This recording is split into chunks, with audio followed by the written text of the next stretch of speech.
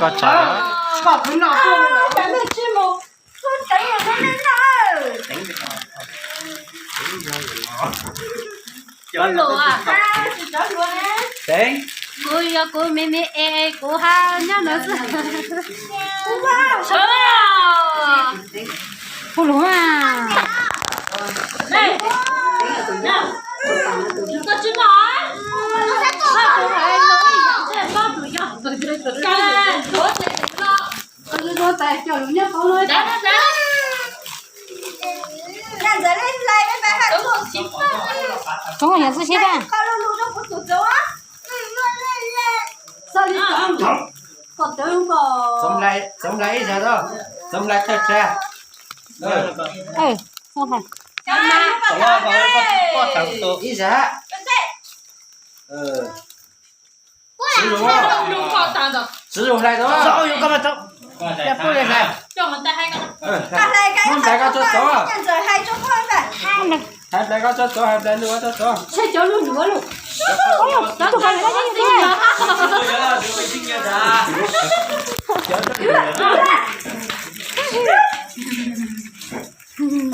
Cứ làm con cứ tế con.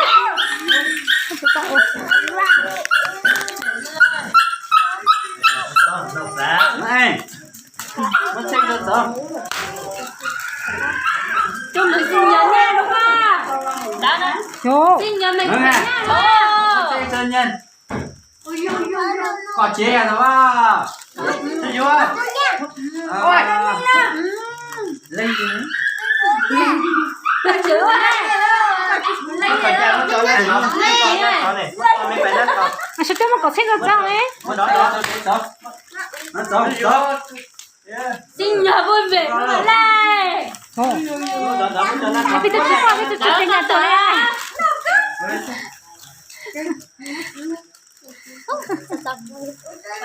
Hỏi Fluffy cái cuốn nó đi nữa.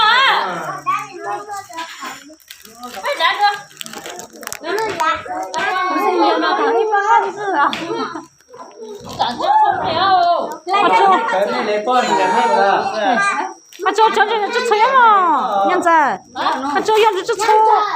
là đây cái này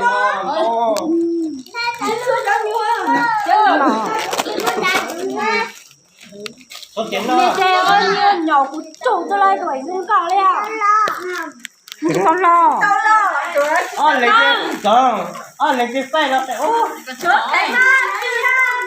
Thành sinh có đâu con nó. Con lớn nữa mà. phai ra thì non kìa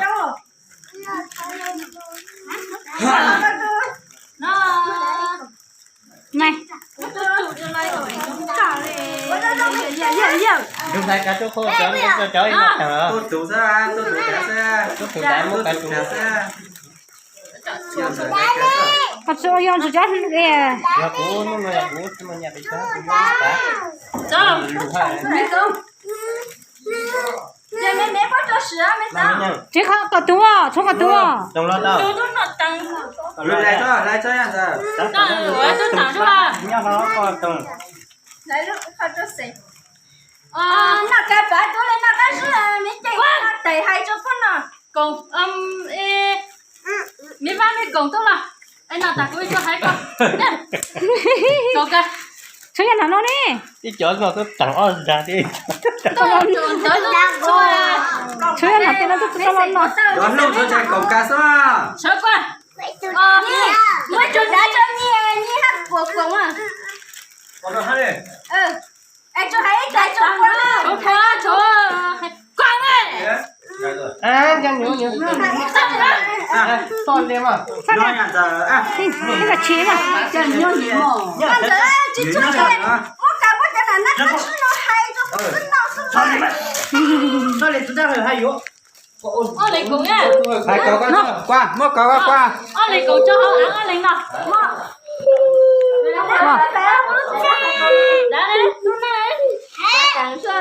mua cái nào từ bố ở lúc nào là thời gian Đã tặng hai cái con nó chú. Nó không mất đâu. Em mình ô lấy xin.